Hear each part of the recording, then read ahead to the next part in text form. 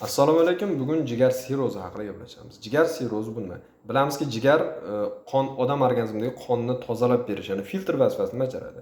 Jigar sirrozida esa mana shu normal hujayralar o'lib, o'rniga ish bajarmaydigan fibroz to'qimalarning shakllanadi.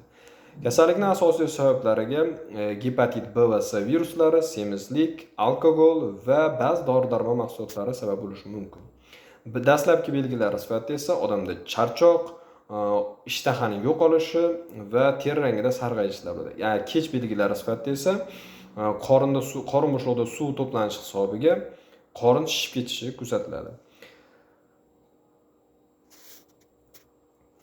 Sirrozni aniqlash uchun qon tahlillari, ultratovush tekshiruvi va kompyuter tomografiyasi va biopsiya tekshiruvlari kerak bo'ladi. Afsuski, sirrozni to'liq davolab bo'lmaydi, lekin uning belgilari bilan kurashish mumkin.